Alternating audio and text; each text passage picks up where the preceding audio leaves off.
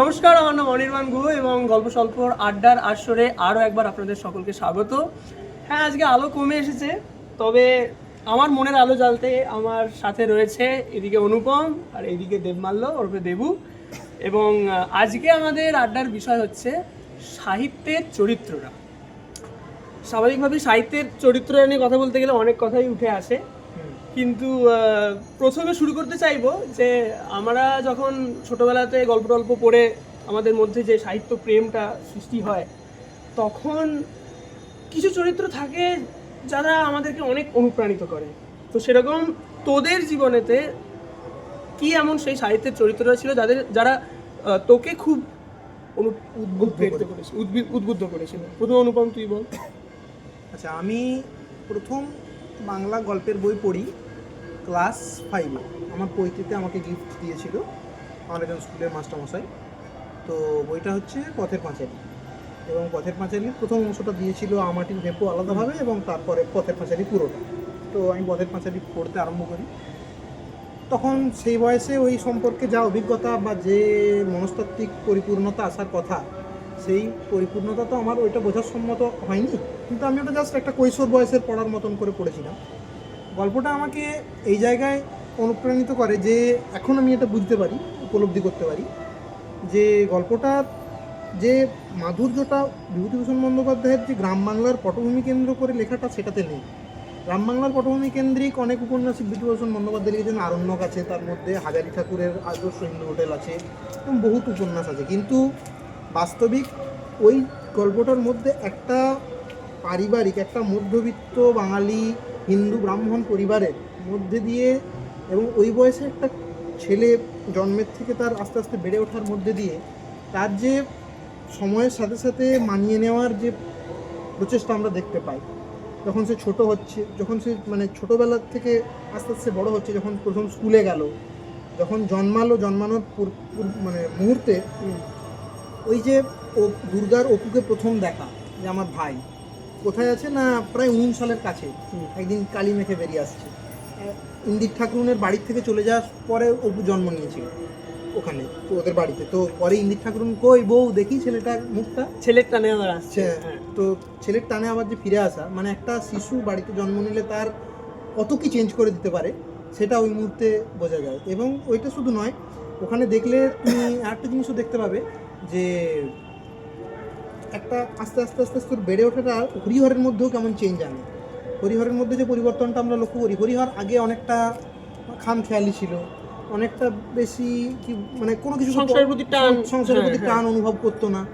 এবং আস্তে আস্তে ও যখন দেখতে পেলো যে না, এবার সংসারের দায়িত্ব আসছে, আরও বাড়ছে, ও কিন্তু অনেক মানে দৈবাদিষ্ট আশাই ছিল যে অমুক সারিয়ে দেবে, এবার এই হবে ওই হবে। এরকম বিভিন্ন রকমের মানুষের তো আশা থেকে থাকে যে কোনো একটা কিছু ভালো এবার হবে। আমরা সব সময় we always expect for good.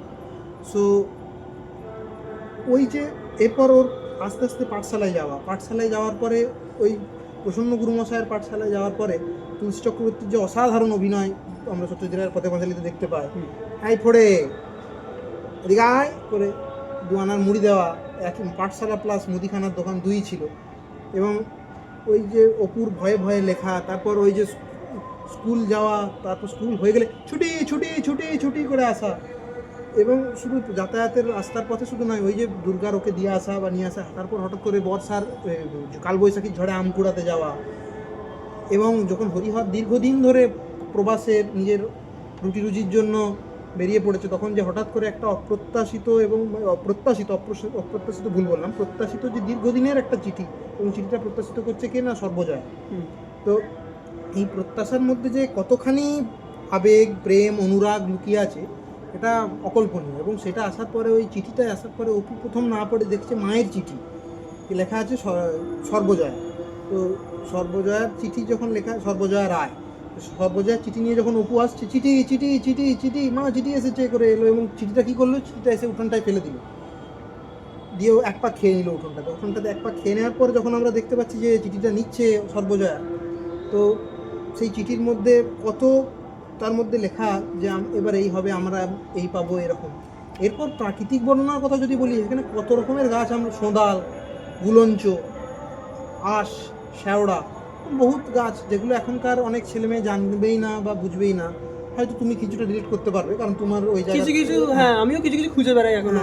তো এরকম একটা মানে কি বলবো একটা অ্যামালগামেশন। বিভূতিভূষণ বন্দ্যোপাধ্যায়ের সেটি সব থেকে বড় গুণ যে ওনার উপন্যাসে প্রত্যেকটি জিনিসই একটি করে চরিত্র হয়ে ওঠে। হ্যাঁ, প্রত্যেকটি জিনিসে একটি করে চরিত্র এবং তার মধ্যে একটা অনন্য মাধুর্যতা আছে। তো এবং ওই যে আমরা ইয়েটা দেখলাম পথের পাঁচালী ওই অংশটা, তারপর যেটা প্যাথেটিক সিন সেটা হচ্ছে দুর্গার মারা যাওয়া। ইন্দির ঠাকুরের মারা যাওয়াটা তো most poetic scene, I would say, not pathetic. কারণ ওই যে ঘটিটা ঢুক করে পড়লো এবং উনিও উল্টে গেলেন, মানে ঘটিটা উল্টানো দিয়ে যে ওনার উল্টানোটা সিগনিফিকেন্স করা যায়, ওনার মৃত্যুটাকে সিগনিফাই করা যায় ওইভাবে বা দেখানো যায়, এটা তো মানে অসাধারণ। যে ঘটি উল্টে যাওয়া মানে হচ্ছে তার আগেই উনি গান গাইছেন হরি দিন তো গেল সন্ধ্যা হলো পার করো আমারে, বা তারপরেই ঘটি উল্টে উনি মারা গেলেন। এবং মারা যাওয়ার পরে যথারীতি যেমনভাবে মানুষ মারা গেলে যা হয় শেষকৃত্য, এবং তিনি চলে গেলেন, মানে জগতের পটভূমির থেকেই বেরিয়ে গেলেন। তারপর আস্তে আস্তে আস্তে আস্তে বড় হওয়ার পরে যখন দুর্গার মারা যাওয়া এবং সেটা ঝড় এবং হরিহরের দুর্গা বেঁচে দুর্গার জন্য বাড়ি নিয়ে আসা বাইরে থেকে শাড়ি আলতা, তখন দেখছি দুর্গা আর নেই, মানে মা দুর্গা বাড়ির ছেলে চলে হ্যাঁ, আমাদের ইংরেজির মাস্টার মশাইও বলেছিলেন যে উনি যখন ওই জায়গাটা মানে পড়েছিল। করেছেন, মানে ওই যে একটা মানে প্রকৃতিও একটা থম মেরে গেছে, মানে সেটাই মানে বিভূতিভূষণের সব থেকে বড় কৃতিত্ব বোধহয় উনি প্রত্যেকটি জিনিসকেই একটি মানে চরিত্রায়ন করে উঠতে পারেন। এবং যতটা বুঝলাম যে পথের পাঁচালীর এমন কোনো চরিত্র নেই যে তোকে ছোঁয়নি। হ্যাঁ, সবাই মোটামুটি ওভারঅল সবাই ছুঁয়েছে। এবং তারপর শুধু ওই মারা যাওয়ার পরে যে আস্তে আস্তে অপুর বাড়ি নিশ্চিন্দিপুর ছেড়ে চলে যাওয়া, এবং মনে হচ্ছে গরুর গাড়িতে চেপে যখন অপু নিশ্চিন্দিপুর ছেড়ে চলে যাচ্ছে, তখন মনে হচ্ছে দুর্গা কোথাও ওর পিছন পিছন আসছে, অপু আমায় ছেড়ে চলে যাচ্ছিস। পরে তো অপরাজিত একটা অসাধারণ সৃষ্টি, সেখানে হরিহরের মারা যাওয়ার যে অপরাজিত সিনেমায় যে সিন, যে হরিহর মারা গেল, পায়রাগুলো কাশির ঘাট থেকে উড়ে চলে গেল, তো এরকম মানে অসাধারণ উপন্যাস। তো আমাকে এইভাবে আমরা সিনেমার কথাতে তো চলে আসাই যায়, মানে সত্যজিৎ রায় যেভাবে পথের পাঁচালীকে ফুটিয়ে তুলেছেন সেটা বোধহয় অন্যতম সেরা একটা সাহিত্য থেকে চলচ্চিত্রের যে রূপান্তর, হ্যাঁ সেটা নিয়ে আমরা পরে আরেকটি আপনাদের আড্ডাতে কথা বলবো। এখন দেবকে একটু জিজ্ঞেস করি যে দেবুর জীবনে অনুপ্রেরণা দেওয়া এরকম কোনো চরিত্র ছিল কি কৈশোর বয়স? শুরুটা তো যেমন হয়, প্রথমটা তো আর গল্প সরাসরি পড়া নয়, ঠাকুমা জেঠিমা মা দিদিমা এদের থেকে গল্প শোনা। শুরুটা হয়েছিল প্রথম পৌরাণিক গল্প, দুর্গা ঠাকুরের গল্প, দুর্গার মহিষাসুরের লড়াই যেমন গল্প। আস্তে আস্তে ঠাকুরদার ঝুলি ঠাকুমার ঝুলির গল্প, রূপকথার গল্প ছোট্ট বয়সে। প্রথম গল্প পড়াও বোধহয় ঠাকুমার ঝুলি, নীতিকথার গল্প আর ঈশপের গল্প, পঞ্চতন্ত্র, এরকম বিভিন্ন পশু পাখিকে নিয়ে যে একটা মোরাল লেসন। পঞ্চতন্ত্রের চরিত্রটা খুবই খুবই সুন্দর, তারা অনেক বেশি মানুষও। আর তবে প্রথম যে চরিত্র ওই একটা ছোটবেলায় মনে দাগ কেটে যাওয়া, সেটা কাকাবাবু। সম্ভবত তখন 5-6 কি আরও ছোটো হবো, কাকাবাবু সমগ্র 4-এর প্রথম একটা গল্প পড়েছিলাম। কাকাবাবু সেই সম্ভবত ওটা জঙ্গলের মধ্যে থেকে কেউ একটা কারুর ছাদ থেকে টর্চ মেরে সেখানে ফ্লাইং সসার দেখা যায়, এরকম কাকাবাবুর একটা গল্প। সেই যে খোড়া একটা মানুষ হাতে দু বগলের ক্রাচ নিয়ে একটা কত বছর আর সন্তুর তখন বয়স 14-15 বছর, একসাথে যে রহস্যভেদের চেষ্টা করা, এবং এত অ্যাডভার্সিটি থাকা সত্ত্বেও একটা মানুষ যে বিপদের মুখোমুখি হচ্ছে, সে ভয় পাচ্ছে না, সে মৃত্যুকে ভয় পাচ্ছে না, তার সাথে যে ভুল আচরণ করছে তাকে শাস্তি দেওয়ার জন্য চোয়াল চেপে ঘুরে দাঁড়াচ্ছে, এটা তো অবশ্যই অনুপ্রেরণা দিয়েছিল। এবং সত্যি কথা বলতে কি, আমাকেও যদি জিজ্ঞেস করা হয় যে আমার জীবনে অনুপ্রেরণা দেওয়ার চরিত্র, প্রথমজন যদি ফেলুদা হয়, যেটা একটা ওই মডেল গোছের করে নেবেন, আমাদের প্রত্যেকেই যারা ফেলুদা পড়ে তখন আমরা জীবনে কোনোদিন সেভ করব না, ওইটা প্রথম মাথায় আসে। কিন্তু সব থেকে বলবো যে কাকাবাবুরও যে অবদানটা আছে আমার জীবনে। আমি যখন 11-এ হস্টেলে থাকতাম বাঁকুড়ার স্কুলে, সেখানে আমি তো বলি যে কাকাবাবু না থাকলে আমি থাকতে পারতাম না। মানে একবার জিজ্ঞেস করছি কাকাবাবু, সুনীল গঙ্গোপাধ্যায় কাকাবাবু, তখন তাকে ভালো করে বোঝাতে হয়েছিল। মানে ওই সারা দিনটা আমি কাটাতামই যে কখন ওই দুপুরবেলা খাওয়া দাওয়া করে কাকাবাবুর বইটা খুলবো। এবং ওই বাঁকুড়ার কোন স্কুলে পড়তে? বাঁকুড়ার সেন্ট জেভিয়ার্স। আচ্ছা, বুঝেছি। এবং ওই কাকাবাবুর পুরো সমগ্রটা আমি ক্লাস 11-তেই বলতে গেলে শেষ করা, এবং সত্যি কাকাবাবু না থাকলে, এবং কিছু কিছু জিনিস কাকাবাবু থেকে বোধহয় অল্প অল্প আমরা সবাই নিয়ে নিই, যেমন কাকাবাবুর প্রথম জেদ করে একটা গল্পের বইয়ের সিরিজ কমপ্লিট করা, সেটাও কাকাবাবু সমগ্র 1 থেকে 6, প্রত্যেকবার জন্মদিনে একটা, বড়দিনের জন্য একটা, এরকম হরেক অকেশনে বই নেওয়া। প্রথম সেট কমপ্লিট তো কাকাবাবু। পরে যত বড় হয়েছি হয়তো অনেক বিদেশি সাহিত্য পড়েছি, দেশে ফেলুদা পড়েছি, ব্যোমকেশ পড়েছি, বাঙালির 2 আইকন, এবং আর না বললেই নয় মিতিন মাসি, দীপ কাকু, এবং সমসাময়িক গোয়েন্দাদের মধ্যে একটা অসাধারণ আনন্দমেলা পূজাবার্ষিকী এলেই ওয়েট করে থাকা মিতিন মাসির গল্পের জন্য, দীপ কাকুর গল্পের জন্য। এনারা তো পুরোপুরি গোয়েন্দা। ছোটোবেলায় কাকাবাবুকে ভারী গোয়েন্দা মনে হলেও পরে যখন ফেলুদাকে দেখেছি বা টিভির পর্দায় বা গল্পের বইয়ে, তখন হয়েছে না, এরকম অ্যানালিটিক্যাল মাইন্ড, এরকম শার্প ব্রেন, এরকমই বোধহয় গোয়েন্দা হওয়া উচিত। এরকম হয়তো ফিটনেসও ফেলুদার অনেক বেশি। কাকাবাবুকে হয়তো পরে অনেক ক্ষেত্রে বেশ শুধু অ্যাডভেঞ্চারারই মনে হয়েছে, সেটা অনেক বড় হয়ে খালি উনি নিজেও স্বীকার করতেন বারবার অ্যাডভেঞ্চারার মনে হয়েছে রেদার গোয়েন্দার থেকে। কিন্তু ছোটবেলায় একটা মানুষের হেরে না যাওয়া, বিপদ এলে তার মুখোমুখি দাঁড়ানো, নিজের হয়তো কিছু অ্যাডভার্সিটি আছে এটা জানা সত্ত্বেও সেটাকে অস্বীকার করে তার মুখোমুখি দাঁড়ানো, চোখে চোখ রাখা, আমার মনে হয় কাকাবাবুর কাছাকাছি খুব কমই কেউ আছে। এটা সত্যি, এটা সত্যি। এবং গোয়েন্দাদের কথা যখন এসেই গেল, তখন অনুপমকে জিজ্ঞেস করি যে বাংলা সাহিত্যের যে বিশাল একটা সম্ভার গোয়েন্দা সাহিত্যে, সেই গোয়েন্দাদের মধ্যে সব থেকে প্রিয় চরিত্র কোনটা? Byomkesh, no doubt Byomkesh. কেন? কারণ মানে আমি যেহেতু কথাটা বলছি এই সময়ের প্রেক্ষাপটে দাঁড়িয়ে, বর্তমানে আমি আর বয়স এখন 20, তো তার প্রেক্ষাপটে আমার কাছে ব্যোমকেশ এখন অবধি। তার কারণ হচ্ছে আমি কাকাবাবুও পড়েছি সমগ্র, ফেলুদা সমগ্রও পড়েছি, ব্যোমকেশ সমগ্র এখন আমার পড়া হয়নি, অনেক গল্প পড়েছি ব্যোমকেশের। তো তার মধ্যে কেন? কারণ ব্যোমকেশের গল্পগুলো একটু অ্যাডাল্ট, সময়ের মানে বয়সের তুলনায় একটু অ্যাডাল্ট। বাকি গল্পগুলোর মধ্যে অনেকটা কৈশোরদের শৈশবের গল্প লুকিয়ে আছে। কাকাবাবু তো সম্পূর্ণ অ্যাডভেঞ্চারাস আমার মনে হয়, কারণ কাকাবাবু প্রথম পড়লে অনেকটা গোয়েন্দা মনে হতে পারে, কিন্তু আস্তে আস্তে যখন তার উপরের গল্পগুলো পড়া হয়, বিশেষ করে নিহার রঞ্জন গুপ্তের কিরিটি যখন পড়ে, নিহার রঞ্জন গুপ্ত আর গুপ্ত, ডক্টর নিহার রঞ্জন, হ্যাঁ, তো নিহার রঞ্জন গুপ্তের কিরিটি যখন পড়া হয়, সেটাও খানিকটা অ্যাডভেঞ্চারাস, খানিকটা গল্প আমার লেগেছে। বিশেষ করে নীলাচলের কিরিটি, এই গল্পগুলো তুমি পড়লে হয়তো দেখতে পাবে যেগুলো অনেকটা কিরিটিকে ছোঁয়া হয়নি। তো এরকম। আর কাকাবাবু ফেলুদার গল্পটা কি? ফেলুদার গল্পটা সত্যজিৎ রায় লিখেছেন একটা মানে সম্পূর্ণ কৈশোরদেরকে মাথায় রেখেই উনি লিখেছেন। কারণ ফেলুদার গল্প যে সন্দেশ এবং এটা অনেকে লীলা মজুমদারও বলেছিলেন যে এটা আমার একটা অভিযোগ আছে যে একটা নারী চরিত্র নেই কেন। মানে যদি পিসিমা, ঠাকুমা এবং অন্যান্য যারা দিদি বোন ওদেরকে আনা যেত, তাহলে তো আরো অনেক রহস্যের জট অনেক তাড়াতাড়ি খুলতো।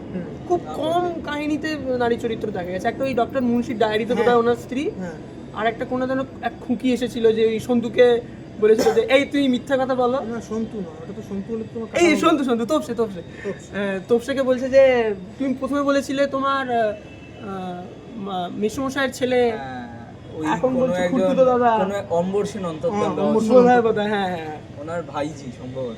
ওই দুটো ছাড়া বোধহয় আর কোনো নারী চরিত্র নেই না, সম্ভবত সেরকম আমার চোখে পড়ছে না।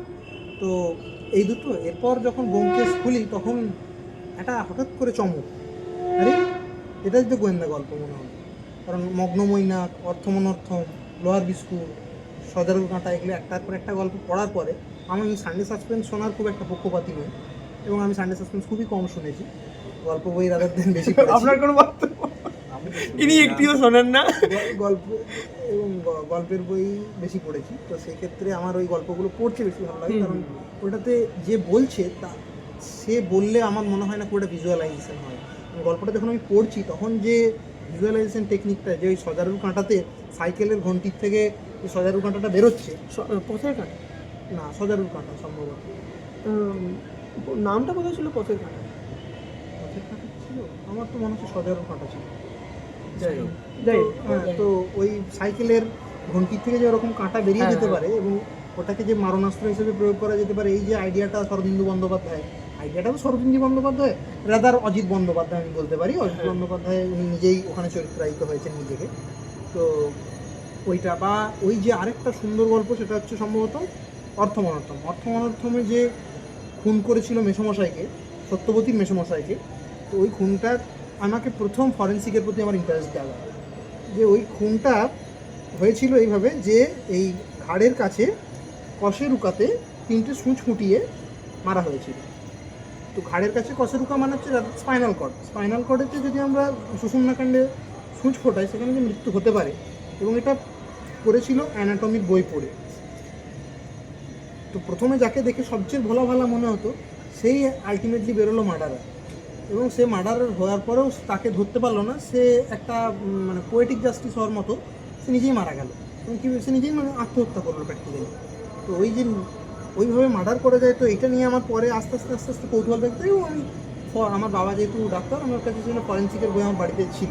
আচ্ছা, আমি তখন ফরেন্সিকের বই আস্তে আস্তে টুকটুক করে পড়তে আরম্ভ করি, যেটা যে এটা মানে এভাবে কিভাবে হয়, একটা ঘাড়ে 3টে সূচ ফোটালে এইভাবে মানুষ মারা যায়। তখন আস্তে আস্তে জানতে পারি যে অনেক রকমের অনেক কিছু হয়, তো সেগুলো এই প্রেক্ষাপটে বলার নয়। হ্যাঁ, তো এটা একটা ওই কারণে আমার মানে ব্যোমকেশের গল্পগুলো অনেক অন্য ধরনের ইনফরমেশন, যেগুলো আমাদেরকে একটু অ্যাডাল্ট করে দেয়, এবং এটা মানে শুধু অ্যাডাল্ট নয়, এবং এবার একটু বেশি বাস্তব বলে বেশি বাস্তব বলে মনে হয়। তোর প্রিয় গোয়েন্দা? বোধহয় কাকাবাবুই বটে এখনো। ফেলুদা ব্যোমকেশ হয়তো খুবই প্রিয়, খুবই কাছাকাছি, কিন্তু প্রথম যেটা পড়েছি, প্রথম যেটা আমাকে শেপ করেছে গোয়েন্দা গল্পের প্রতি, অবশ্যই কাকাবাবুর থেকে গোয়েন্দা গল্প এই নিরিখে বেটার অনেকেই হতে পারে, তবে কাকাবাবুর গল্প যেটা আমাকে শেপ করেছে এই গোয়েন্দা গল্পটা পড়ার জন্য, আচ্ছা, আমার মনে হয় কাকাবাবু প্রথম পড়া, তুই প্রথম ভালো অন্য লাগা। গোয়েন্দা যার কর্নেল, সেটাও তো মনে হয় পড়েছিস? হ্যাঁ, কর্নেল পড়েছি বটে, আমার ঠিক অতটা কর্নেলকে কিরকম লাগে? ভালোই লাগে। খামখেয়ালি মানুষ, খুব একটা তো অর্কিড আর প্রজাপতির নেশা না? সম্ভবত। বরঞ্চ এই প্রেক্ষাপটে আরেকটা জিনিস খুব গুরুত্বপূর্ণ, সেটা হচ্ছে ফেলুদা সিধু জাকা, এনসাইক্লোপিডিয়া অফ ফেলুদা। এবং উনি বলতেন যে আমি যদি গোয়েন্দাগিরি করতাম তাহলে অনেকের ব্যবসায় বন্ধ হয়ে যেত। তো ওই যে এরকম শার্লক হোমসের এক দাদাও ছিলেন না, মাইক্রফট হোমস, হ্যাঁ, ওই মাইকেল। একদমই এবং তুলনাটা আনা হয়েছিল বোধহয়, সত্যজিৎ এনেছিলেন হ্যাঁ, যে এরকম হোমসের যেমন ওনার দাদা আছে, আমারও আছে মাত্র একজন। আলস্যের জন্যই এনারা কিছু হতে পারলেন না, হ্যাঁ, সম্ভবত এমনই। আমার ফেলুদার সব থেকে বোধহয়, আমি যদি প্রিয় গোয়েন্দা বলা হয়, আমারও মাথায় বোধহয় সব থেকে আগে ফেলুদা আসবে, অন্য অনেকের মতোই। তার প্রধান কারণ যেরকম একটা আদর্শ একটা চরিত্র, একটা মানে শারীরিকভাবে যেভাবে সুঠাম, সেরকম মানসিকভাবে সেরকমই তীক্ষ্ণ, এবং ওনার মানে ফেলুদার কাহিনীতে যেটা সব থেকে বেশি ভালো লাগে, যে কত ধরনের অপরাধকে সেখানে কভার করা হয়েছে, কত রকমের অপরাধকে আনা হয়েছে। শুধুমাত্র খুন, চুরি, ডাকাতি নয়, যেমন ওই মূর্তি ভেঙে বিদেশে পাচার করা থেকে শুরু করে, এমনকি ইংল্যান্ডে যখন যাচ্ছে, লন্ডন রহস্য, সেখানে তো লন্ডনে ফেলুদা, সেখানে একজনের খোঁজ নেওয়ার জন্য ফেলুদাকে পাঠানো হয়েছে। মানে এত রকম ভাবে যে একটা গোয়েন্দাকে ব্যবহার করা যায়, সেটা বোধহয় সত্যজিৎ রায় ছাড়া আর কেউ সেভাবে করে উঠতে পারেনি। আরেকজনের কথা সবর, হ্যাঁ, গোয়েন্দা শীর্ষেন্দু মুখোপাধ্যায় একটা অসাধারণ সৃষ্টি, এবং জানি না কেউ গল্পগুলো সব কটা পড়েছে নাকি, সবরের প্রধান বৈশিষ্ট্য তার কোনো নেগেটিভ পয়েন্ট নেই, তার কোনো দুর্বলতা নেই, সে মানুষই নয়, সম্ভবত সে পাথর, তার কোনো নেশা নেই, তার কোনো খারাপ অভ্যাস নেই, তার কোনো বদ অভ্যাস নেই, সে স্ট্রিক্ট, তার কোনো পরিবারের সাথে এমন যোগাযোগ নেই যেটার মাধ্যমে তার চাকরিতে ব্ল্যাকমেল হতে পারে বা এরকম কিছু, তার কোনো দুর্বলতার জায়গা নেই। এই চরিত্রটা বেশ ফেলুদার মতো আমারও। ফেলুদার হয়তো কিছু দুর্বলতার জায়গা থাকতে পারেন জটায়ু, কারণ জটায়ুকে ওই মগনলাল মেঘরাজ যেভাবে অপদস্থ করেছিলেন তার প্রতিশোধ নেওয়ার জন্য, ফেলুদা যেভাবে মাঝরাতে লোকজন ডেকে মোটামুটি ডাকাতিই করেইছিলেন মগনলাল মেঘরাজের বাড়িতে, বোধহয় একটা গোলাপী মুক্ত রহস্যের কথা বলছি, বেনারসে।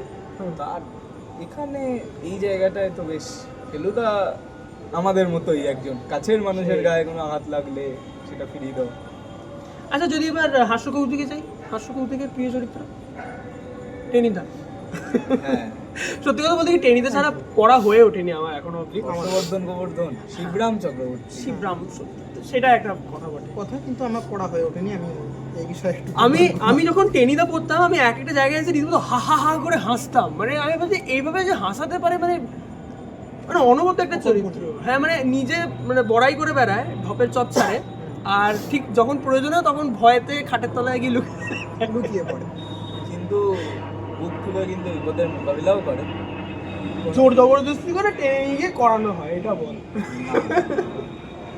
যখন লিডার ফেলুদা এক ঘুষিতে বড় বড় জওয়ানদের কাত করে দিচ্ছে, তা তো বটে। মুখের কথাতে অনেকটা বাকিরা উদ্দীপিত মুখেরও হয়ে যায়। একদম গন্ডার। অনেকটা ওরকমই টেনিদা। হ্যাঁ, তবে শিবরাম তো উফ, না, তবে একটা চরিত্রকে আমরা বাদ দিলে চলবে না। ইলের জ্বরে ভোগা পেলারাম, পেলারাম। যে পটল দিয়ে শিঙি মাছের ঝোল খায়, বিপদে কিন্তু কোনোদিন বন্ধুকে ফেলে পালায় না। এরা কিন্তু কেউই, এরা যদি ফেরে চারজনই ফিরবো, নয়তো কেউই ফিরবো না, এই বলে জঙ্গলে হাতির পিঠে হারিয়ে যাওয়া টেনিদাকে 3 বন্ধু খুঁজতে যায়। পেলা বাঘের মুখে পড়েও পেলা যে সাহস নিয়ে ফিরে আসে, তা তো বলতেই হবে। ওই বন্ধুত্বটাই এটাই চারজন, theme। আমার তো ক্যাবলা, মনে হয়- হাবুল, পেলারাম আর টেনিদা, চারজনকে বেঁধে রেখেছে। আর শিবরামের তো যেভাবে উনি কথায় কথায় পান ব্যবহার করেন, অলংকার, বাবা উফ, অসাধারণ। বাংলা শব্দকে নিয়ে বোধহয় শিবরামের মতো আর কেউ খেলেন না। সত্যি এটা সত্যি। মাইকেল মধুসূদন তো হয়তো, তবে শিবরামের সুকুমার মতো। রায়কেও, হ্যাঁ, কুমার রায়। তবে শিবরামের মতো পান ইউজ অসাধারণ। সুকুমার রায় তো যদিও আমরা অনেকবারই আমাদের শিবরামের অনেক সিরিয়াস লেখাও আছে। ভালোবাসা পৃথিবী ঈশ্বর, ঈশ্বর পৃথিবী ভালোবাসা, আত্মজীবনী মনে হয়। আচ্ছা, বাড়ি থেকে পালিয়ে এরা সম্ভবত আত্মজীবনী মনে হয়। লেজের করে প্রিভিলেজ, দিয়েছি। লেজের অসাধারণ, অসাধারণ। ঐতিহাসিক কাহিনী কিছু মনে আসছে? ঐতিহাসিক চরিত্র ঐতিহাসিক চরিত্র মানে আমি- যেটা সাহিত্যে আমাদের ফুটে এসেছে। হ্যাঁ, আমার একটা আমি পড়েছি, সেটা হচ্ছে দেবী চৌধুরানী, বঙ্কিমচন্দ্র চট্টোপাধ্যায়ের লেখা, মানে সন্ন্যাসী বিদ্রোহের প্রেক্ষাপটে লেখা দেবী চৌধুরানী। তো গল্পটা আমি পড়েছিলাম, এটা আমার কাকিমার বিবাহতে আমার কাকিমাকে এটা কেউ গিফট করেছিল। আচ্ছা, তো সেটা দীর্ঘদিন আলমারির মধ্যে বন্দি ছিল। একদিন কাকিমা আলমারি পরিষ্কার করতে গিয়ে পায়, ওটা আমাকে গিফট করে, তো আমাকে দেয় এবং আমি যথারীতি পড়েছিলাম। ওইটা পড়েছিলাম, আরেকটা পড়েছিলাম ইন্দিরা।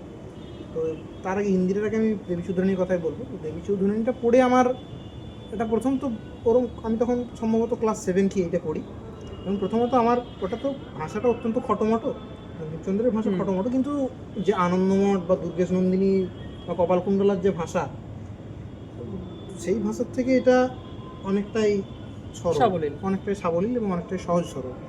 তো দেবী চৌধুরানী পড়তে গিয়ে আমি যেটা দেখতে পাই যে ওই ব্রজেশ্বর এবং ভদ্রলোক কি রায়, ব্রজেশ্বর রায় হচ্ছে প্রফুল্লর স্বামী, এবং যে জমিদার মানে ব্রজেশ্বরের বাবা, কি গোপাল সম্ভবত, আমার মনে পড়ছে না, তো সে ওই মানে দোর্দণ্ড প্রতাপ জমিদার সোজা কথায়, এবং ইংরেজদের নায়ক। তো সে লিটারালি শোষণ করে। তো ব্রজেশ্বরের 3টে বিয়ে হয়, এবং 3 নম্বর স্ত্রী হচ্ছে প্রফুল্ল।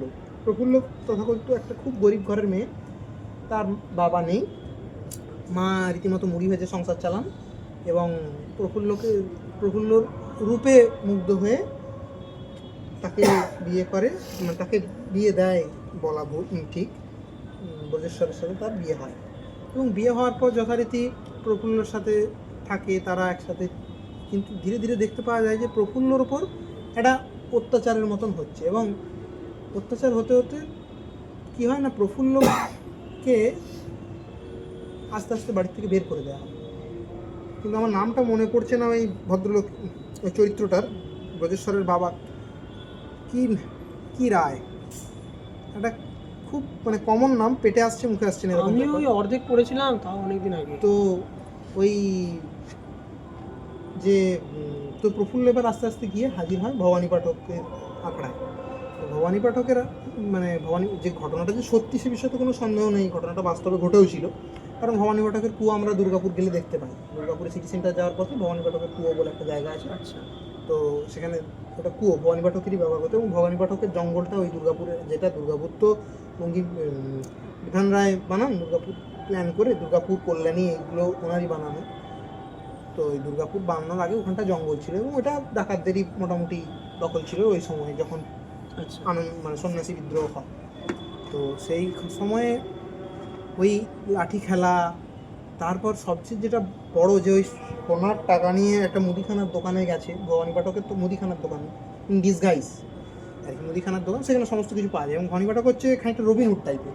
আচ্ছা। তো ও দুষ্টের দমন করে, শিষ্টের পালন করে। তো এই যখন কি একটা খাবার সম্ভবত কিনতে গেছে, আমার মনে পড়ছে না, তো সেটা কিনতে গিয়ে ওই মোহর দিয়েছে সোনার টাকা দেওয়ার পরে বলছে যে এত টাকার তো ফেরত আমি দিতে, মানে এই টাকার আমি কী করে ফেরত দেবো, আমাকে এত টাকাই নেই, এটা তো এইটুকু দাম, তুমি এত টাকা দিচ্ছ, আমি এর মানে ফেরতটা কী করে দেবো, খুচরোটা। তখন বলছে ঠিক আছে আপনি রেখে দিন। তখন বলছে যে প্রফুল্লকে জিজ্ঞেস করছে তোমার কাছে এই টাকা এলো কোত্থেকে, না বলছে তোমাকে যদি ফেরত না দিই তোমার টাকা তুমি এরপর কী খাবে। তখন বলছে আমার কাছে অনেক আছে, তো তুমি দেখাতে পারবে কোথায় আছে, অনেক আছে না, কেন দেখাবো। তারপর আস্তে আস্তে তারপর প্রফুল্লর সাথে ভবানী পাঠক বেরিয়ে পড়ে। তার ওই যেখানে ওই হাঁড়িতে বা ঘোড়াতে মোহর আছে, সেই মোহরের সন্ধান পায় এবং তথাকথিত মানে অর্থের প্রকৃত যে ব্যবহার আমরা করতে শেখা, মানে অর্থ একটা কাইন্ড অফ সোর্ড, একটা তরোয়াল। যদি অপকর্মে ব্যবহার করা হয় টাকা অপব্যয় হবে, যদি সৎকর্মে সহজ ভালো কাজে ব্যবহার করা হয় তার যথার্থ ব্যবহার হবে।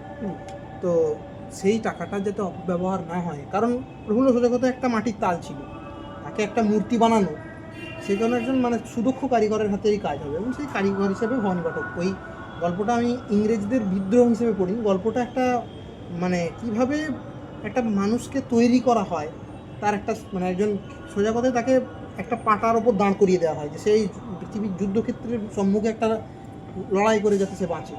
তো সেইভাবে তাকে লাঠি খেলা শেখানো, তাকে সমস্ত বিদ্যায় পারদর্শী করে তোলা, নাচে গানে, তরবারি খেলা, ঘোড়সওয়ারি, লাঠি খেলা, আরও যত রকমের হতে পারে। তারপর তার ওই দলবলের তাকে রানী বানিয়ে দেয় এবং ভবানী পাঠকের আস্তে আস্তে মারা যাওয়া। তো ওই হয়ে যাওয়ার পর যখন সে একদিন বজরাই করে নৌকায় যাচ্ছে, তো ওই সবাইকার কাছ থেকে ইংরেজরা আদায় করতো, এবং এরা কী করতো মানে দেবী চৌধুরানী নামটা সে পায় আর কি প্রফুল্ল, তখন দেবী চৌধুরানী হয়ে যায়। এবং দেবী চৌধুরানী হওয়ার পর সেই যে বিভিন্ন জনের কাছ থেকে আস্তে আস্তে একটার পর একজন যারা ওই ওদের উপর এক্সটর্শন করেছিল, যাদের উপর অত্যাচার করেছিল, ওই তাদের বিরুদ্ধে বদলা নিতে থাকে এবং সাধারণ মানুষকে সুরাহা দিতে থাকে। যারা সাধারণ মানুষের নিপীড়ন করে সে সমস্ত জমিদারদেরকে ও তথাকথিতভাবে সবাই ওর ভয়ে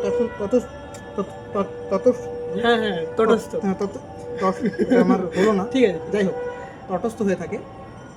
তো যখন চাইলাম তখন হলো না, যখন চাইলাম না তখন বেরিয়ে গেল বল। হ্যাঁ, তো এবং সেই তার ফলে আস্তে আস্তে দেখতে পাওয়া যায় যে গল্পটা মানে কি বলবো, দেবী চৌধুরানী তারপর দেবী চৌধুরানী তারপর আস্তে আস্তে এবার ওই সবাইকে মানে গরিবদের তখন মানে মসিহা হয়ে যায়। আচ্ছা আচ্ছা। এবার মসিহা হওয়ার পর একদিন হঠাৎ করে এরকম ব্রজেশ্বরের কাছ থেকে মানে পাওনা আদায় করতে হবে।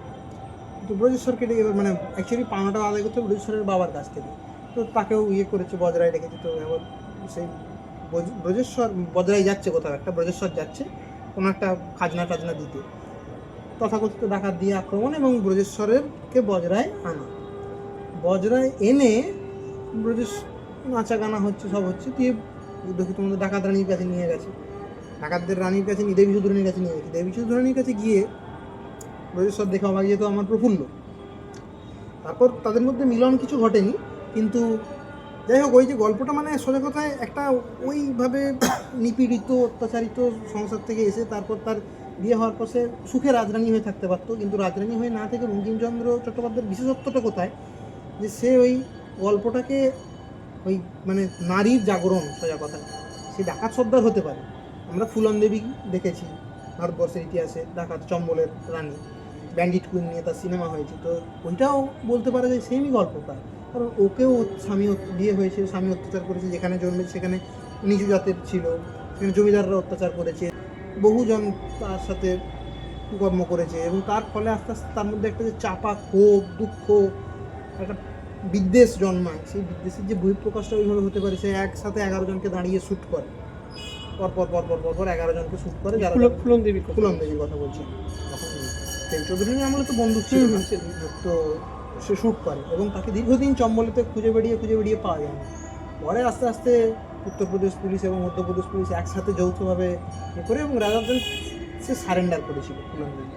পুরাণ দেবীর গল্প, তারপরে মালখান সিং থেকে শুরু করে অনেক ডাকাতি এসেছে, কিন্তু এই ঐতিহাসিক উপন্যাসের প্রেক্ষাপটে আমি আর ওই একটাই পড়া আছে, বাকি আমার সেরকম পড়া নেই। এবং এটা ঠিকই যে গল্পের যা সাহিত্যের যারা চরিত্র হয় তারা সেই সময়টাকে একটাভাবে তুলে ধরে, মানে আজ থেকে 100 বছর আগে যে চরিত্রটাকে সৃষ্টি করা হয়েছে এবং আজকে যে চরিত্রটা সৃষ্টি করা হচ্ছে তার মধ্যে আকাশ পাতালের তফাৎ আছে। সে তো ঠিক, সে তো রবীন্দ্রনাথ ঠাকুর একটা কবিতাতে উনি প্রেডিক্টই করে দিচ্ছেন, আজই হতে 100 বর্ষ পরে কে তুমি পড়িছ বসি আমার কবিতাখানি কৌতূহল ভরে, তো লাইনেই লেখা আছে, মানে তিনি শিওর যে 100 বছর বাদে এই কবিতাটা কেউ একজন পড়বেন, মানে তার দূরদর্শিতাটা কোথায়। এবং এটা কি আমি ঠিক বলবো যদি বলি যে এখনকার যে কোনো চরিত্রকে যে দেবু ভালো বলতে পারবে, ও এখনকার দিনের গল্প টল্প একটু বেশি পড়ে, আমার তো পড়া হয়ে ওঠে না, এখনকার দিনের চরিত্রটা একটু বেশি মানে মনস্তাত্ত্বিক দিক থেকে একটু বেশি জটিল, সমাজটাও এখন অনেক জটিল, মানে সেটাই মানে যারা লেখেন তারা তো এই সমাজেরই পার্ট এবং সমাজের আশেপাশ থেকে দেখেই নিশ্চয়ই চরিত্রগুলো তৈরি করেন, অবশ্যই তারা ওই জন্যই বেশি জটিল। আগে যেভাবে একটা চরিত্রকে একটা সহজভাবে সরলভাবে তুলে ধরা যেত, এখন কেন জানি না সেটা একটু কষ্টসাধ্য হয়ে উঠছে। আমার তো মনে হয় মানুষ চিরকালই এরকম লেয়ারটি ছিল, অযথা একটা সহজ সরল দেখানো হয়েছে, কোন একটা মানুষকে জোর করে একটা মানুষকে সম্পূর্ণ সাদা, একটা মানুষকে সম্পূর্ণ কালো, এ হিরো ও ভিলেন। কিন্তু এটা কি ঠিক নয় যে আমরা যারা যদি কিশোরদের কথা বলি, শিশুদের কথা বলি, যারা প্রথম সেগুলো পড়ে বড় হচ্ছে, এখনকার দিনের কিশোর যদি এই জটিল একটা মানসিকতা নিয়ে যে চরিত্রগুলো আছে সাহিত্যে সেইগুলো পড়তে পড়তে বড় হয়, তো তারা কি দেখতে দেখতে সেরকমই হয়ে উঠবে না? হওয়া তো ভুল কিছু নয়, মানে পার্সপেক্টিভটা ম্যাটার করে, মানে ওরকম রামায়ণেরও অনেকগুলো ভার্সন আছে যেখানে রাবণকে একদল হিরো হিসেবে দেখাচ্ছে, রামকে অ্যান্টি হিরো হিসেবে প্রেজেন্ট করা হয়েছে। মাইকেলই দেখিয়েছে। হ্যাঁ, সেখানে তো ভুল কিছু নেই, তো অবশ্যই আছে, সেখানে ভুল কিছু নেই। এবং এই যে পয়েন্টটা যে মানুষ লেয়ার্ড ছিল, সাদা কালো কেউ না, এই পয়েন্টের সাথে আমি 100% একমত, লেয়ার্ড ছিল এবং সরল জটিল এইভাবে একটা মানুষকে বিচার করা যায় না। তোমার যে পয়েন্টটা তুমি বললে যে এইভাবে যদি এখন যে জটিল মনস্তাত্ত্বিক চরিত্র, আমার মনে হয় জটিল চরিত্র হয়ে ওঠাটাই একটা খুব উচিত একটা মানুষের। তো একটা মানুষ যদি খুব বেশি জটিল হয় তবেই সে তার একটা খুব জটিলতার একটা দিক হচ্ছে সে সরল হবে। আমার তো মনে হয় তাই, যারা খুব সরল হিসাবে স্ক্রিনে আসেন, আমি সিনেমার কথাই বলছি, তারা আদপে একজন জটিল মানুষ। একজন সরল মানুষের পক্ষে একটা জটিল মানুষের রূপ নিয়ে সিনেমায় আসাটা যতটা, স্ক্রিনে আসাটা যতটা সহজ, জটিল মানুষ। আমার প্রশ্ন মানে চরিত্রদের থেকে আদর্শটা কি হারিয়ে যাচ্ছে? হ্যাঁ, আমার বক্তব্যটা এই প্রেক্ষাপটেই ছিল। তো ওই যে কথাটা যে তুমি বললে যে ঐশ্বররা যদি এখন ওই চরিত্রগুলো পড়তে পড়তে জটিল মনস্তাত্ত্বিক চরিত্রের গল্পগুলো পড়তে পড়তে বড় হয়ে ওঠে, তাদের ওই যে বড় হওয়ার আনন্দটা, মানে কৈশোরের আনন্দ বা শৈশবের আনন্দ, সেটা আস্তে অচিরে চলে যাবে। কারণ তাদের মধ্যে ওই যে মানে আমরা পড়েছিলাম উইলিয়াম ব্লেকের সিক রোজ, যেখানে একটা পোকা একটা মানে কি সুন্দর একটা গোলাপকে কীভাবে কলুষিত করছে, তো ঠিক ওইভাবে গল্পগুলো করতে পারে বলে আমার মনে হয়। কারণ আমার মনে হয় একজন যে কোনো বাঙালি ছেলেকে যদি প্রথম কোনো গল্পের সাথে তাকে টাচ দিতে হয়, বেস্ট চয়েস হচ্ছে শরৎচন্দ্র চট্টোপাধ্যায়। কারণ শরৎচন্দ্র চট্টোপাধ্যায়ের গল্পগুলো হচ্ছে একদম মানে কি বলবো, জল, সোজা কথা, এক কথায় বলা যায় জল। এত সাবলীল, এত সুন্দর, এত সহজ সরল এবং এত নিষ্কলঙ্ক গল্প, সেখানেও লেয়ার চরিত্র আছে। এবং আমি অনেকজনকে জানি যাদের শরৎচন্দ্রের নারী চরিত্র খুব প্রিয়, আমার কাকিমা আছে, কাকিমার খুব প্রিয়। তো যদি তুমি দেখো লেয়ার চরিত্র কি শরৎচন্দ্রের নেই? অবশ্যই আছে। পল্লী সমাজে গেলে রমা এবং রমেশ অবশ্যই লেয়ার চরিত্র, বেনি লেয়ার চরিত্র, সেখানে অনেক লেয়ার চরিত্র আছে। কিন্তু তাছাড়া তার আগের যে বিভিন্ন গল্প, ছোট গল্প আমরা পড়েছি লালু, মহেশ, শরৎচন্দ্র চট্টোপাধ্যায়, এখানে কোনো লেয়ারের গল্প নেই। কারণ ওই যে মরার সঙ্গে শুয়ে থেকে ওরকম হুট করে চলে আসে, এটা একটা বাচ্চা ছেলেই পারে। তো সেই গল্পটাগুলো তো বাচ্চাদের জন্যই। এরপর আস্তে আস্তে যখন সে বড় হবে তখন তার মধ্যে সমাজের যদি জটিল মনস্তাত্ত্বিক গল্প পড়তে হয়, সেই সময়ের লেখকদেরও ছিল, এখন যে নেই তা মানে এখনই হয়েছে এটা বলবো না। কারণ মানিক বন্দ্যোপাধ্যায়ের যদি আমরা গল্প পড়ি, মানিক বন্দ্যোপাধ্যায়ের ছোটো গল্পের সংকলন আছে, তো এটা আমাকে একজন আমার স্কুলের নয়, আমার টিউশনের টিচার দিয়েছিলেন 11-12-এ। আসলে আমি 11-12-এ আমি সায়েন্স ব্যাকগ্রাউন্ডের, তো আমাদের কাছে যারাই, তুমিও সায়েন্স ব্যাকগ্রাউন্ডের এবং তুমিও সায়েন্স ব্যাকগ্রাউন্ড, তো যারাই আমাদের সায়েন্স ব্যাকগ্রাউন্ড ছিল, আমাদের কাছে বাংলা ইংরাজি পড়াটা একটা কি বলে রিলিফ। যারা আর্টস পড়ে তাদের কাছে অতটা রিলিফ নয়, তাদের কাছে সিলেবাস, তাদের কাছে সিলেবাস। আমাদের কাছে ওটা রিলিফ। আমরা ওই ফিজিক্স কেমিস্ট্রি পড়তে পড়তে বিরক্ত হয়ে গেলে তখন ওটা পড়তাম। তো আমাকে স্যার ওই মানিক বন্দ্যোপাধ্যায় ছোটো গল্প সংকলন দিয়েছিলেন। ছোটো গল্প সংকলনে অনেকগুলো গল্প ছিল, তার মধ্যে আমার 2-3টে গল্প মনে আছে, একটা প্রাগৈতিহাসিক, একটা টিকটিকি। তো প্রাগৈতিহাসিক গল্পটা হচ্ছে এই ধরনের যে একটা মানুষ, সেখানে একটা ভিখু বলে একটা ডাকাতের চরিত্র নিয়ে গল্পটা আছে। সে মানে তা একটা মানুষের মধ্যে কীভাবে তার অবদমিত যে পাশবিক গুণগুলো সে কীভাবে আস্তে আস্তে সে প্রাগৈতিহাসিক যুগে ফিরে যায়। মানে আমরা বলতে পারি যে সময়ের সাথে সাথে কালের সাথে সাথে মানুষ সভ্য হয়েছে। সভ্য হওয়ার মানে এই নয় যে তার মধ্যে প্রাগৈতিহাসিক গুণগুলো অবলুপ্ত হয়েছে। একটা মানুষের মধ্যে অবধারিতভাবে প্রত্যেকটা মানুষের মধ্যে তার যে প্রাগৈতিহাসিক, তার যে আদিম চরিত্রগুলো, আদিম গুণগুলো, সেই আদিম গুণগুলোর মধ্যে তার যৌনতা হতে পারে থেকে শুরু করে বহুত কিছু হতে পারে, সেই গুণগুলো তার মধ্যেও আছে। হিংস্রতা, ভয়, যৌনতা সমস্ত কিছু তার মধ্যে লুকিয়ে আছে। এবং ওই ভিখু গল্পটাতে একটা অসাধারণ সাইকোলজিক্যাল টার্ময়েল গল্পটার মধ্যে আছে। তুমি মানিক বন্দ্যোপাধ্যায়ের আরেকটা জিনিস করতে হবে, কত লেয়ার্ড হয়। আমাদের ছিল যারা আমরা ওয়েস্ট বেঙ্গল বোর্ডে পড়েছি, সেটা হচ্ছে ওই ইয়ের গল্পটা কী না, আরে নিখিল আর ইয়ের গল্পটা কী ছিল, নিখিলের মৃত্যুঞ্জয়, কে বাঁচায় কে বাঁচায়, কে বাঁচায় কে বাঁচায়, নদীর বিদ্রোহ মানিক বন্দ্যোপাধ্যায়। তো নদীর বিদ্রোহ শেষ, সেখানে নদী একটা চরিত্র এবং সেখানে লাস্টের যে লাইনটা অসাধারণ, মানে ওখানের পরের গল্প কোনো লেখাই যায় না। সেই লাইন হচ্ছে কি না, দিনের শেষ প্যাসেঞ্জার ট্রেনটি নদের চাঁদকে পিছিয়ে দিয়ে চলে গেল, যে পিছিয়ে দিয়ে চলে গেল যেখানে নদের চাঁদ একদিন কি নদীর একটা স্বপ্ন দেখেছিল, কিছু একটা ছিল, সেই নদীটার কাছে গিয়েও অনেক কিছু ভাবতো সেখানে। এবং গল্পটা কীরকম, যে নদীর বিদ্রোহ গল্পের নাম, গল্পের চরিত্রের নাম নদের চাঁদ। নদের চাঁদ স্টেশনের স্টেশন মাস্টার করিয়াছে সেই, যেখানে সেদিনের শেষ প্যাসেঞ্জার ট্রেনটি নদের চাঁদকে পিছিয়ে দিয়ে চলে গেল, যেখানে নদের চাঁদ এতদিন ধরে স্টেশন মাস্টারই করিয়াছে। এইটা ছিল লাস্ট লাইন। এছাড়া এখন আমি একটা উপন্যাস পড়ছি মানিক বন্দ্যোপাধ্যায়েরই, সেটা হচ্ছে জননী। তো সেই জননী মানে ওনার একটা বিখ্যাত উপন্যাস। আমি অনেকদিন ধরে মানে এই উপন্যাসটা আমি পড়ছিলাম বাড়িতে। আমি মানে আমাদের ওখানে একটা টাউন লাইব্রেরি আছে, সেই টাউন লাইব্রেরিতে আমার মানে আমি যাকে বলে ধরে বেঁধে মেম্বার করে দিয়ে, আমি একটা মেম্বার ছিলাম, ধরে বেঁধে আমার বাবার একটা লাইব্রেরি কার্ড করিয়ে দিয়েছি। বাবাও পড়ে, বাবা নিজে এমনিই পড়ে, বাবার জন্য করেনি লাইব্রেরি কার্ডটা করিয়েছি মায়ের জন্য। আচ্ছা। আর আমার একটা ছিল, সেটা আমি ভাইকে দিয়ে দিয়েছি। তাহলে ভাই একটা বই নিয়ে আসে, মা একটা বই নিয়ে আসে। তবে মা বই এনেছিল ওই মানিক বন্দ্যোপাধ্যায়ের উপন্যাস অঙ্ক, মানে একটা করে ভাগ আছে। সেখানে আমি জননীটা পড়ছিলাম বাড়িতে, তারপর ওটা ইনকমপ্লিট ওখানে ছিল, তারপর আমি অনলাইনে এখানে এসেছি, মোবাইল লেভেল ল্যাপটপে পড়ি কখনো কখনো। তো এইখানে একটা ওরকম একটু জটিল মনস্তাত্ত্বিক চরিত্র তখনও ছিল, এখনও আছে। সহজ মনস্তাত্ত্বিক চরিত্র তখনও ছিল, এখনও আছে। আমি একটা কথা বলি, এই যে লেয়ার চরিত্র আমরা বলি, ছোটোবেলায় যে চরিত্রগুলোর কাছে একবার গেছি, যখন আমরা নিজেরা সরল ছিলাম তখন আমাদের কাছে চরিত্রগুলো সরলই লেগেছে, এবং যখন সাদা এবং কালো আমাদের কাছে তখন এরকমই লেগেছে, তখন আমরা সাদা আর কালোর বাইরে কিছু চিনতাম না। মাঝামাঝি যে ধূসর কিছু হয়, এ ভালো হতে পারে আর এ খারাপ হতে পারে, এ কেন ভালো কেন খারাপ, এই বোধগুলোই আমাদের জাগেনি প্রথমত।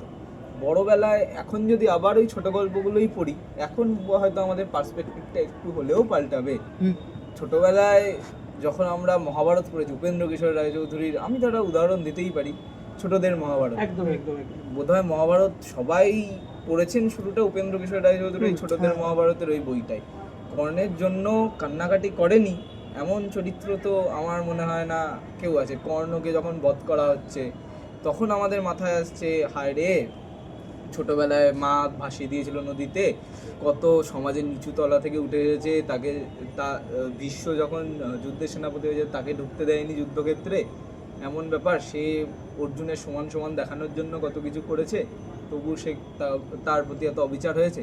কিন্তু যখন আবার বড় হয়ে, আমরা তো বড় হয়ে হয়তো আর ছোটদের মহাভারত আর পড়ি না, হয়তো আমরা যখন রাজশেখর বসুর মহাভারত পড়েছি, তখন আমরা বুঝতে পেরেছি হয়তো কর্ণ ওই রকম পরিস্থিতি থেকে উঠে এসে দৃষ্টান্ত হতে পারতেন যে আমার সাথে এত অবিচার হয়েছে, কিন্তু আমি কোনো অবিচার ফেরত দেব না, আমার পথ থেকে যারা আমার মতো উঠে আসবে তারা সবাই এমনই হবে। কর্ণ কিন্তু সেটা করেননি। এবং আমি সম্ভবত এটা কোথাও একটা পড়েছিলাম, হিরো আর ভিলেনের মধ্যে পার্থক্য বোধহয় এটুকুই, দুজনকেই সমাজ খুব কষ্ট দেয়। হিরো হচ্ছে সে যে বলে আমি অনেক কষ্ট পেয়েছি, সমাজে যেন আর এই কষ্টটা কেউ না পায়, আমি এই কষ্টটা আমার মধ্যেই শেষ হয়ে যাক। Hero uses pen. আর ভিলেনের মাথায় এটাই থাকে, আমাকে সমাজ কষ্ট দিয়েছে, আমি সমাজকে আরো কষ্ট ফিরিয়ে দেবো। Villain is used by pen.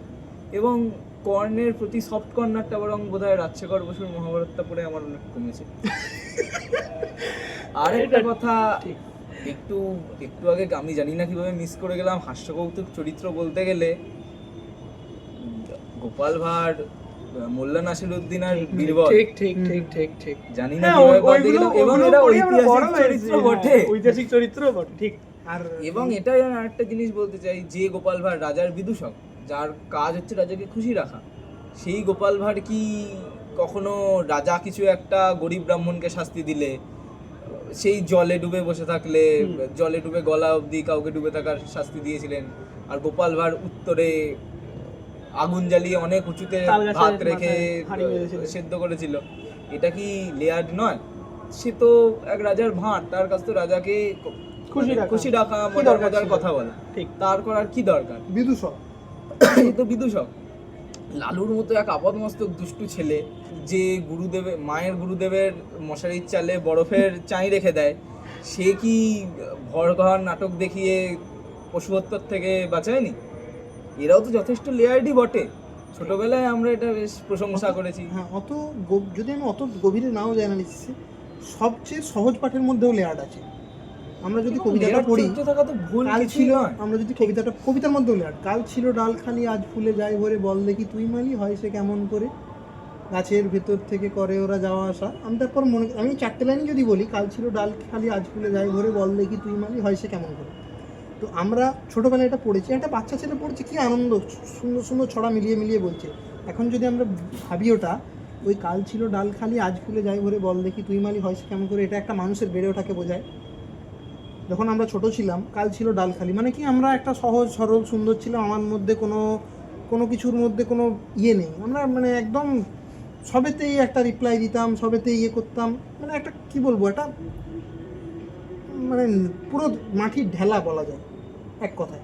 তারপরে আজ ফুলে যায় ভরে মানে কি, তার মধ্যে এবার আস্তে আস্তে আস্তে আস্তে চেঞ্জ আসছে, তার মধ্যে ম্যাচিউরিটি আসছে। একটা ডালে ফুল আসে মানে কি, তার বিকশিত হচ্ছে, একটা মানুষের বিকশিত। বল দেখি তুই মালি হয় সে কেমন করে, এখানে আমরা বলছি বল দেখি তুই মালি হয় সে কেমন করে, ওটা গাছটাকে একটা রূপক হিসেবে ব্যবহার করেছেন রবীন্দ্রনাথ ঠাকুর।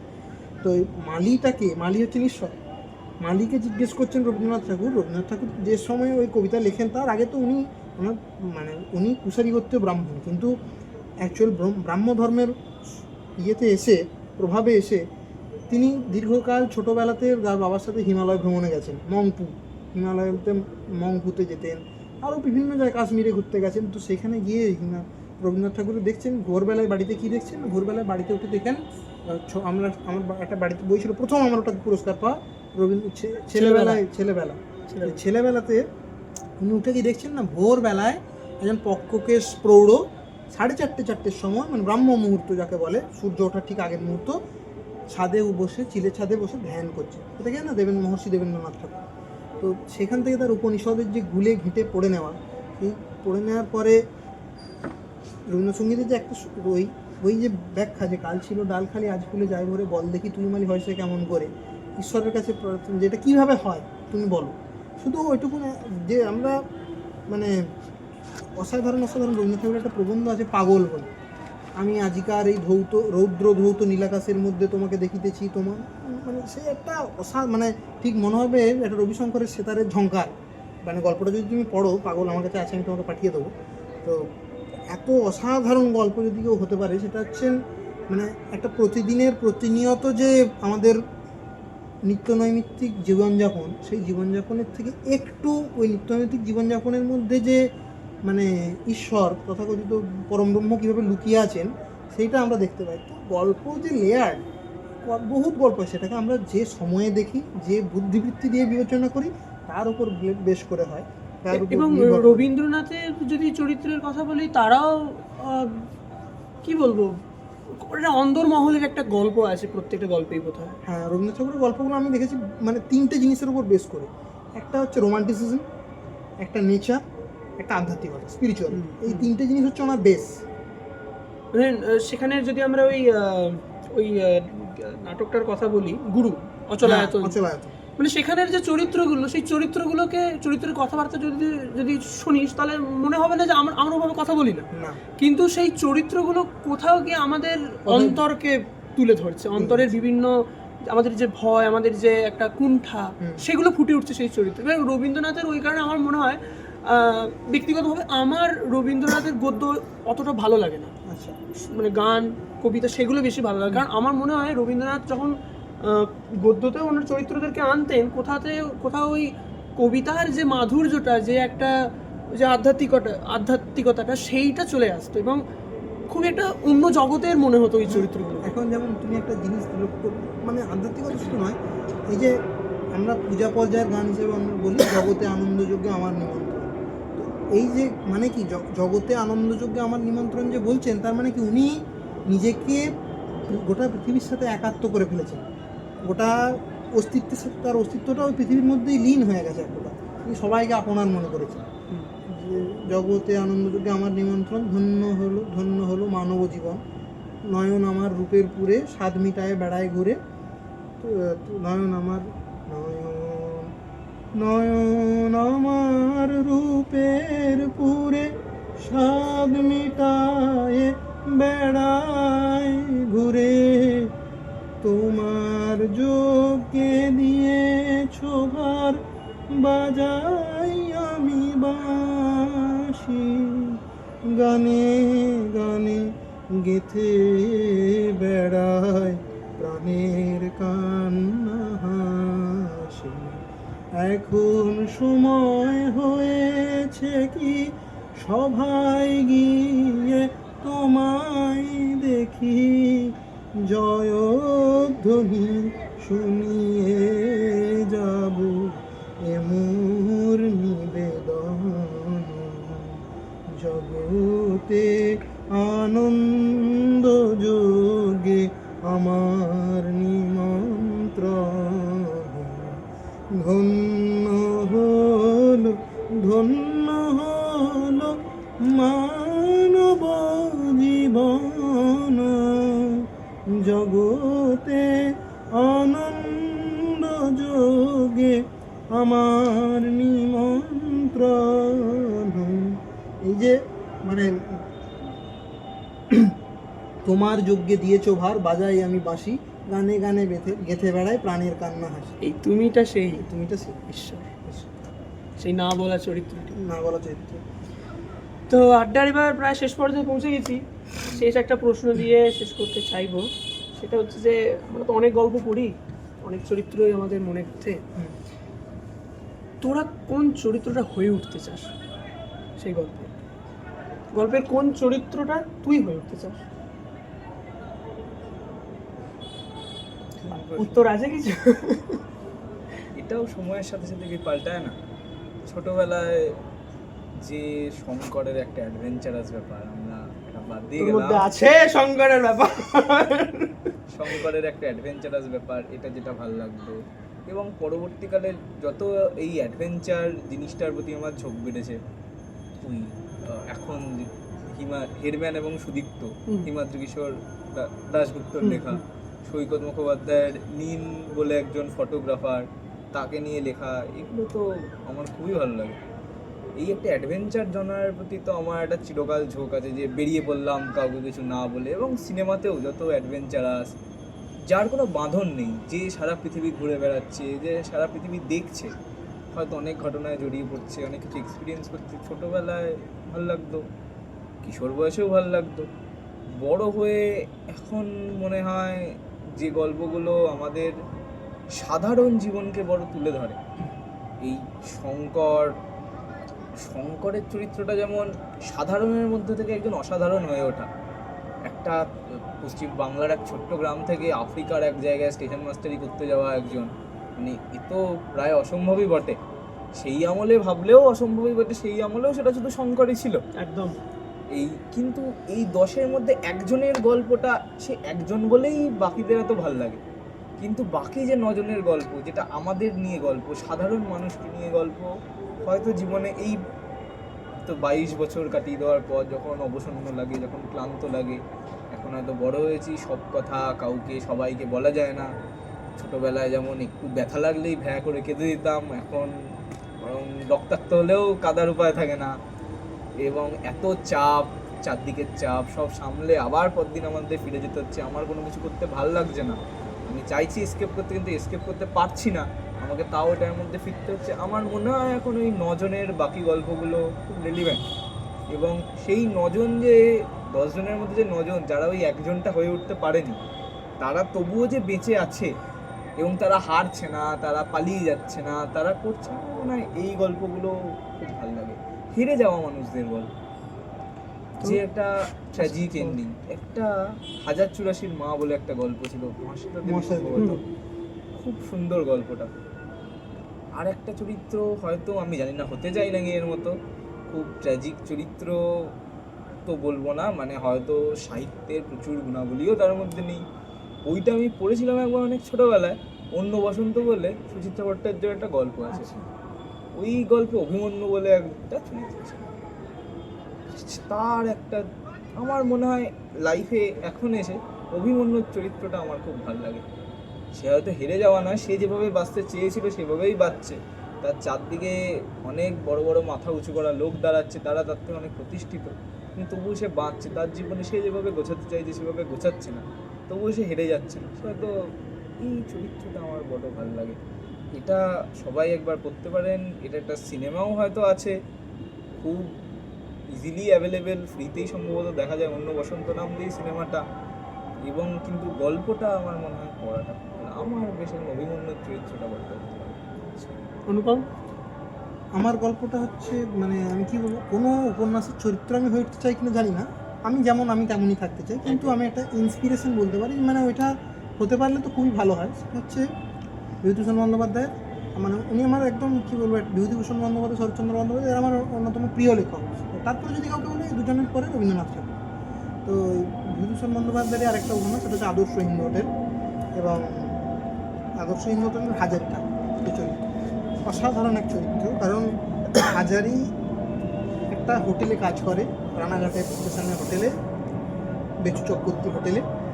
সেই হোটেলে সে একটা ন্যূনতম মাস মাইনেতে সে চাকরি করে, এবং ওই হোটেলে সে চাকরি করে, সে রীতিমতো ঝিয়ের, ওই হোটেলের যে ঝি, পদ্ম ঝি, তার থেকেও খারাপ অবস্থায় থাকে। তো সময়ের সাথে সাথে সে তার প্রচণ্ড, তার যে অদম্য জেদ, তার কিছু একটা করতে হবে, কিছু একটা করতে হবে। তার একটা দীর্ঘদিনের ইচ্ছে যে সে একটা হোটেল খুলবে, খুব একটা কিছু আহামরি ইচ্ছে নয়, কিন্তু ইচ্ছেটা হোটেল খুলবে, সে তার নিজের নামে একটা হোটেল হবে। এই স্টেশন বাজারে যেমন তার একটা, তার মালিক বেশ চক্রবর্তীর একটা হোটেল আছে, তার পাশের একটা মালিক যদু বাণিজ্যের একটা হোটেল আছে, তার একটা অমনি হোটেল হবে। আস্তে আস্তে আস্তে আস্তে সে ওই বিভিন্ন জায়গায় মানে অকারণে দোষী সাব্যস্ত হয়।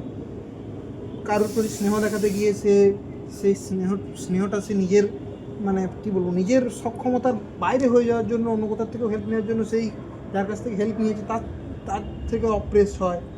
এবং বিভিন্নভাবে তার আস্তে আস্তে যাওয়ার মধ্যে তার কপাল তার কপালও তাকে সাথ দিয়েছে, নিঃসন্দেহে কপাল সাথ দিয়েছে। এবং আস্তে আস্তে সে একটার পর একটা তার অপরচুনিটি আসতে থাকে, সুযোগ আসতে থাকে, এবং সে অপরচুনিটিকে গ্র্যাব করে আস্তে আস্তে বড় হয়। এবং যে কোন জায়গায় ছিল, কিন্তু যারা তার সাথে দুর্ব্যবহার করেছিল, তার মধ্যে ওই হোটেলের মালিক বেশ চক্রবর্তী তাকে তাড়িয়ে দেয়, রীতিমতো দুধ ছাই করে। পদ্মজি, যে তাকে, মানে যে নিজে হিপোক্রিসিতে গোটাটাই ভর্তি, সে মানে নিজে খুব, মানে খুব একটা ন্যাক্কারজনক চরিত্র। সে নিজে চুরি করে হোটেলের থেকে, বাড়ি নিয়ে সবচেয়ে ভালো মাছের মুড়োটি নিয়ে চলে যায় বাড়িতে, দোষ হয় হাজারি ঠাকুরের।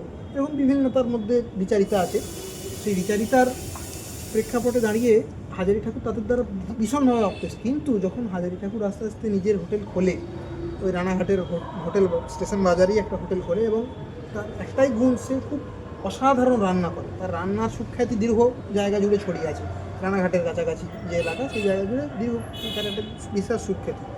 সেই জন্য যেই আসে সে হাজারি ঠাকুরের রান্না খেতে চায়।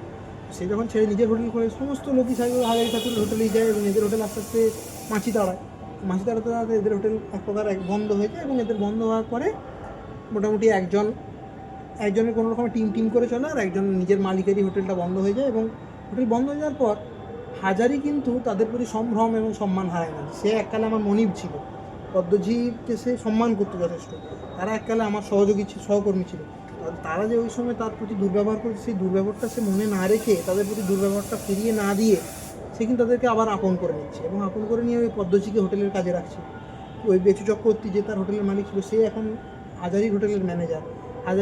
হাজারি শেষ পর্যন্ত আস্তে আস্তে হাজারির মেয়ের বিয়ে হয় একজনের সাথে, সেটা হচ্ছে তারই একটা হোটেলের একজনের ভাগ্নের সাথে, নরেন হাজারির জামাইয়ের নাম।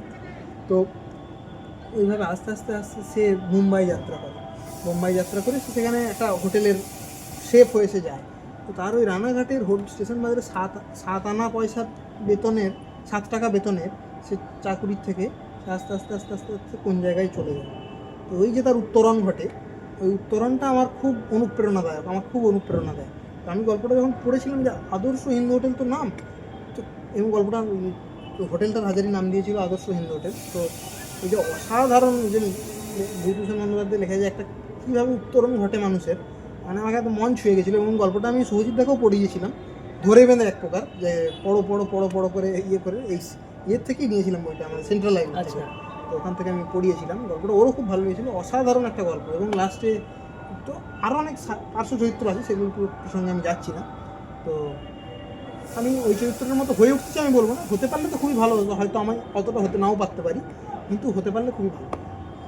আরেকটা কথা বলি, বলো। আমরা আমাদের লেখকদের চরিত্র নিয়ে বললাম, ওয়ার্ল্ড ক্লাসিক শার্লক হোমস। একদম শার্লক, আমরা তো সবাই একটা কালে গোয়েন্দা তো হতেই চেয়েছি, হতে চাইনি এমন কেউ নেই। গোয়েন্দা তো সবাই হতে চেয়েছে, এবং আমরা কোথাও একটা কি সত্যি একটা এখন একজন গোয়েন্দা, এটা তো চাই বটে, গোয়েন্দা হওয়া, অ্যাডভেঞ্চারার হওয়া। প্রত্যেক ব্যক্তিই গোয়েন্দা, তার প্রত্যেকের মধ্যে একটা অ্যাডভেঞ্চারাস, মিস্ট্রিয়াস এবং কি বলবো, একটা রহস্যের প্রতি যে টান, রোমাঞ্চ। এরকম এই শার্লক হোমসটা যখন পড়েছিলাম, তারও আগে বোধহয় পিসির বাড়ি গিয়ে একটা গরমের ছুটিতে বা কোনো একটা সময় একটা বই পড়েছিলাম, 10 চিলড্রেন ক্লাসিক্স এরকম সম্ভবত। সারা বিশ্বের ক্লাসিক যে গল্পগুলো সেরকম 10টা গল্প, আঙ্কেল টমাস কেভিন, তারপর ছিল 10,000 leagues under the sea, journey to the centre of the earth, এগুলো সব বাংলা অনুবাদ। তারপর একটা গল্প ছিল, সেই একটা ছেলে রাতের বেলা অনাথ আশ্রম বা কোথাও থেকে পাঁচিল বেয়ে পালিয়ে শহরে চলে যাবে, হ্যাঁ নামটা গেছি বলে। আরেকজন কেউ একটা ছিল যে পাহাড়ে গিয়ে ভেড়া চড়াতে গিয়ে ঘুমিয়ে পড়বে, তার 200 বছর পর ঘুম ভাঙবে,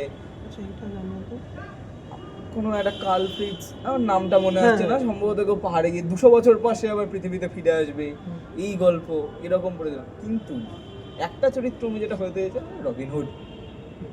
সেই ছোটবেলায় রবিনহুড একটা অসাধারণ গল্প। সে যারা বড় লোক যাদের শোষণ করছে তাদের থেকে নিয়ে তার যে সে বড় লোকদের মতো, বড় লোকরাও গরিবদের থেকে অত্যাচার করে টাকা নিয়ে নিচ্ছে, শোষণ করেই টাকা নিচ্ছে। এও হয়তো বড় লোকরাও যেভাবে গরিবদের লুটছে সেভাবে বড় লোকদের লুটছে, কিন্তু বড় লোকরা যে কারণে লুটছে, ওই টাকাটা আমার কাছে জমবে, আমি হয়তো বড় লোক হবো, রবিনহুডের তার প্রতি কোনো টান নেই। সেই যেটা লোটার জন্য সে জীবন বাজি রেখে দিচ্ছে, সেই টাকার প্রতি তার কোনো মায়া নেই, সে সেটা নির্দ্বিধায় গরিব মানুষের মধ্যে বিলিয়ে দিচ্ছে। এই ছোটবেলায় বোধহয় আমি একটু রবিনহুড হতে চেয়েছিলাম। এই প্রসঙ্গে আরেকটা, সেটা হচ্ছে অনেকগুলো মানে ওইরকম বৈদেশিক গল্প, মানে যেগুলো অন্য ফরেন অথারদের লেখার, আমিও পড়েছি টুকটাক। যেমন হচ্ছে তুমি দেখতে পাবো হয়তো Robinson Crusoe, Daniel Defoe, Gulliver Travels, Jonathan সুইফটে, তারপর ডেভিড কাপারফিল্ড, তারপর হচ্ছে Oliver Twist, tale of two cities, এগুলো সব চার্লস ডিকেন্সের। তারপর আরেকটা যেটা বললো, ওই কী বললো নামটা, journey to the centre of the earth, joules Verne. ওই গল্পটা পড়েছিস? ওই ওটা কার লেখা মনে নেই, যেটার উপর লুটেরা সিনেমাটা বেস করে, দ্য লাস্ট লিভ। সেই একজন, ওটা ওই ও হেনরি, সেই একটা অসাধারণ গল্প। একটা মানুষের বেঁচে থাকা, ওই গাছের সমস্ত পাতা ঝরে যাচ্ছে, আমিও মারা যাবো যেদিন শেষ পাতাটা ঝরবে। আচ্ছা ওইটা ওই সিনেমাটা ওই গল্প, হ্যাঁ, শেষ পাতাটা ঝরে যাবে যেদিন, সেদিন আমিও মারা যাব। সেই একটা চিত্রকর যে টিনের উপর একটা পাতা এঁকে সেই তার মধ্যে বাঁচার আশাটা বাঁচিয়ে দেওয়ার, এদিকে নিজেই ওই একজনকে বাঁচাতে গিয়ে নিজেই নিউমোনিয়ায় ভুগে মারা যাওয়া, এই একটা গল্প। এটা সবাই অবিস্মরণীয় সব চরিত্র, গল্প, অবিস্মরণীয় সব চরিত্র বিশ্ব সাহিত্যের। আর বড় হয়ে বরং ট্র্যাজিক গুলোই বড্ড ভালো লাগে। তো আজকে আমরা এখানে আড্ডাটা শেষ করি। আশা করি আপনাদের ভালো লেগেছে এতক্ষণ যে আমরা বকবক করে চললাম। এবার বিদায় তো নিতে হবে। তো আমার সঙ্গে ছিল দেবমাল্য আর অনুপম, আর আপনারা ছিলেন গল্প স্বল্পর আড্ডার আসরে। আজকের মতো এতটুকুই, নমস্কার।